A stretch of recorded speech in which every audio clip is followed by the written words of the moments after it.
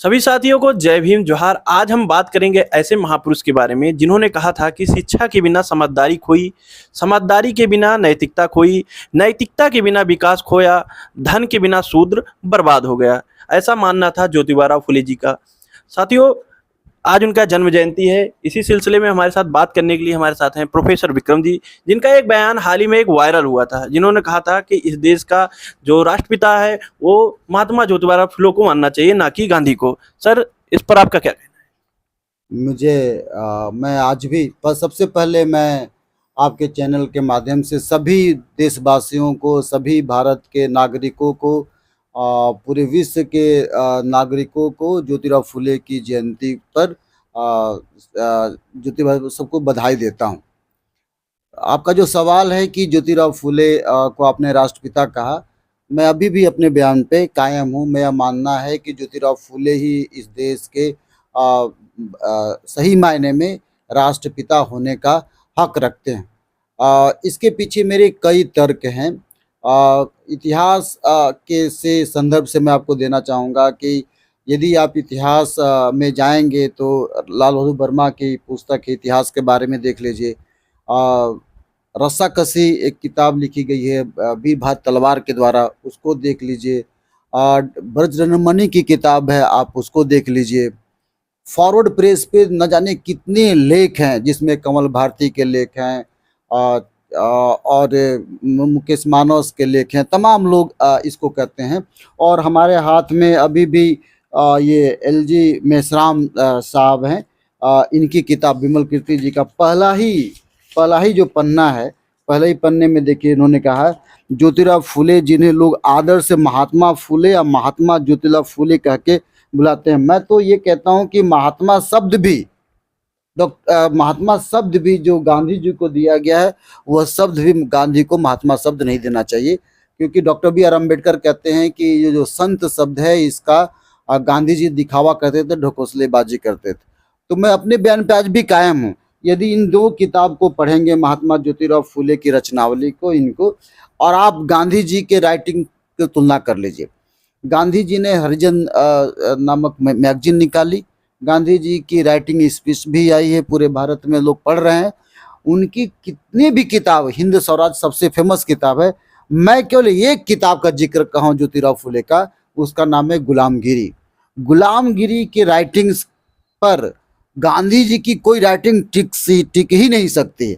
और न केवल गांधी जी, बल्कि जिसको आप सो कॉल्ड मॉडर्न हिस्टोरियन कहेंगे, मॉडर्न थिंकर कहेंगे, उनकी राइटिंग भी ज्योतिबा फुले के सामने टिक नहीं सकती। लोग डरते हैं लिखने में, लोगों को लगता है कि हम खुल कर लिखेंगे तो गाली खाएंगे। ज्योतिबा फुले उस जमाने में न जाने कितनी बातें इन्होंने लिख दिया। जैसे किसान का कोड़ा लिखा, तृतीय रत्न लिखा, शिवाजी के बारे में लिखा, ब्राह्मणों की चालाकी लिखी, गुलामगिरी मैंने बताया ही, और सत्यशोधक समाज के बारे में लिखा, हंटर शिक्षा आयोग के सामने निवेदन दिया, किसान का कोड़ा लिखा, अछूतों की कैफियत लिखी, ये इसमें भी है, नाटक भी लिखा।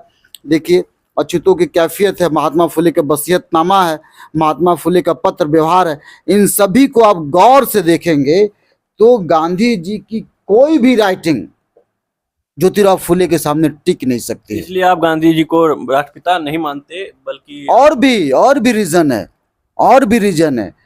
ये केवल राइटिंग्स की बात नहीं, आउटलुक की बात नहीं। ज्योतिबा फुले ने अंधविश्वास के खिलाफ आवाज उठाई, स्त्री शिक्षा के पक्ष में आवाज उठाई, विडोहुड का विद्रोह किया, बाल विवाह का विद्रोह किया। जबकि उन्होंने तो बाल विवाह किया था, गांधी जी की बात मैं कह रहा हूँ। और गांधी जी स्त्री को अपनी पत्नी का दर्जा देते हैं, जीवन साथी नहीं बताते।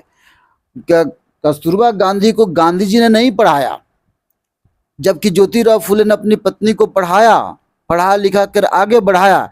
ये पूरी दुनिया देख रही है, जानती है, लेकिन फिर भी इनको जो जगह नहीं मिली। किसान का कोड़ा पढ़ लीजिए, चाहे ब्राह्मणों की चालाकी पढ़ लीजिए, ये साफ साफ खुल के बता रहे हैं कि अंधविश्वास कितना खतरनाक है, उस स्कूलों में अंधविश्वास कितना खतरनाक है। और जबकि गांधी जी क्या कर रहे हैं, वो क्या कर रहे हैं, वो फेथ पे जा रहे हैं, वो कह रहे हैं राम राज्य होना चाहिए। और ज्योतिबा फुले क्या कर रहे हैं कि जो राज्य है वो साइंटिफिक राज्य होना चाहिए। तो बड़ा कौन? ज्योतिराव फुले जी कहते हैं कि अंग्रेजों के रहते हुए, उन्होंने कहा कि अपने इतिहास में मिलता है कि अंग्रेजों के रहते हुए आप लोग शिक्षा ग्रहण कर लो, नहीं तो अंग्रेजों के जाने के बाद ये लोग आपको शिक्षा से वंचित कर देंगे। किन लोगों की तरफ संकेत था उनका? मैं मानता हूं कि ज्योतिराव फुले ही नहीं, बाबा साहब अम्बेडकर भी कहते हैं, और जितने भी तमाम इस देश के महापुरुष हैं, सभी लोगों ने कहा कि अगर अंग्रेज ना आते तो हम सीख नहीं पाते। और तो ज्योतिराव फुले ने भी कहा कि अंग्रेज आए, अंग्रेजी शिक्षा, इसीलिए उन्होंने जो अंग्रेजी को माँ कहा है। ऐसा भारत में इकलौता व्यक्ति हैं जिन्होंने देवी का दर्जा दिया है, भगवान का दर्जा दिया। हालांकि ये बात नास्तिक लोग हैं, खंडन करते हैं, लेकिन फिर भी उनको एक माँ का दर्जा, जैसे कि माँ आपको दूध पिलाकर बड़ा करते हैं, कविताएं बहुत लिखी हैं, उसी तरह से अंग्रेजी आपको दूध पिला करके आपको एक बड़ा इंसान बनाती है, पूरी दुनिया में सिखाते हैं। हमारे पास तमाम एग्जाम्पल है, खुद आप देखिए, इन्होंने मराठी और इंग्लिश में लिखा। इस किताब में ये आप दिखा सकते हैं, अगर देख लीजिए, यहाँ पे इंग्लिश में इन्होंने किताबें लिखी, देखिए साफ साफ दिखा सकते हैं। भाई ज्योतिराव फुले उस जमाने में इंग्लिश में पढ़ रहे थे, तो क्या हमारे बच्चों का दिमाग खराब हो गया है? क्या उनके दिमाग में पागलपन है, कुत्ता काट लिया है, कोई अंग्रेजी नहीं पढ़ते? एक क्वेश्चन है सर, आप इतिहास के प्रोफेसर हैं तो हम एक क्वेश्चन लेना चाहेंगे। इतिहास में ज्योतिराव फुले का इतिहास अलग है। उन्होंने, कहा जाता है कि जिस समय गांधी जी और तमाम जो कांग्रेस वाले इस देश से अंग्रेजों के खिलाफ अपनी लड़ाई लड़ रहे थे, ज्योतिराव फुले की लड़ाई अलग चल रही थी। वो कांग्रेस में जा भी नहीं रहे थे। उन्होंने कांग्रेस में जाने से साफ तौर पर मना कर दिया था। वो शूद्रों और अथ शूद्रों की लड़ाई लड़ रहे थे। देखिए, गांधी जी का समय काल अलग है और ज्योतिराव फुले का समय काल अलग है। ज्योतिराव फुले का समय काल राम मोहन राय का समय काल है, और गांधी का समय काल डॉक्टर B.R. अम्बेडकर का समय काल। तो थोड़ा हिस्ट्री में ये डिफरेंस है।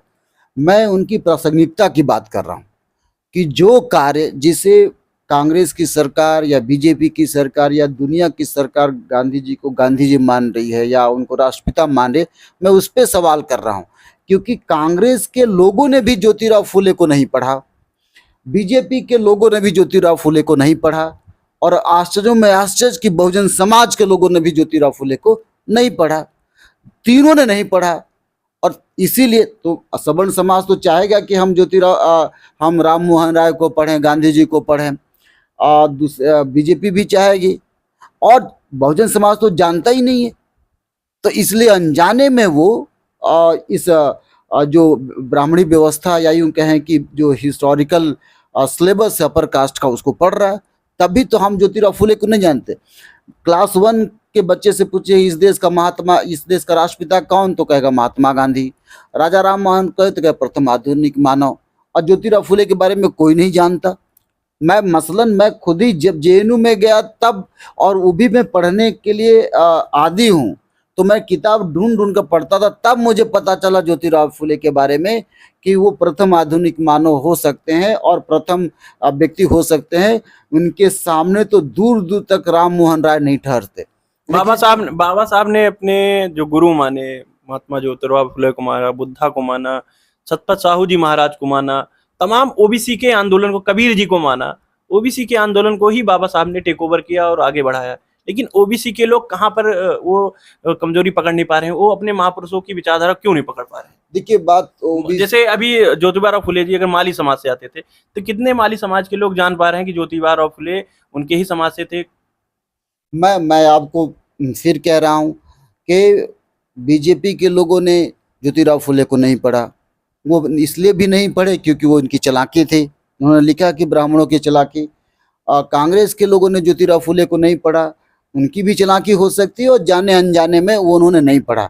लेकिन आश्चर्य की बात है कि बहुजन समाज नहीं पढ़ा। बहुजन समाज का मतलब सब, तो माली समाज, सैनी समाज, जिसे माली समाज कहेंगे, सैनी समाज, सब जगह पे धर्मशाला बना लिया। हम लोगों ने उनके तस्वीर उतार ली, लेकिन उनकी शिक्षाओं को पढ़ा ही जानते ही नहीं। मैं बोल रहा हूँ ना कि अगर जिस दिन माली समाज इसको पढ़ेगा उस दिन फूल बेचना छोड़ देगा, तब वो अंग्रेजी शिक्षा पढ़ेगा। अभी वो फूल इसलिए बेच रहा है क्योंकि उसको लगता है कि माली समाज हिंदू सोशल फोल्डर के अंदर है, इसलिए वो माली बेच रहा है। मैं कह रहा हूँ कि बहुजन समाज जिस दिन प्रिया लल्लू यादव को पढ़ लेगा, यादव में आग लग जाएगी। फिर वो अखिलेश यादव और तमाम लोगों का जो प्रपंच चल रहा है उनको नहीं पढ़ेगा। यदि जिस दिन कुर्मी समाज रामस्वरूप वर्मा को पढ़ लेगा, अर्जक्सन को पढ़ लेगा, तो उस दिन किसी चीज़ की जरूरत नहीं पड़ेगी।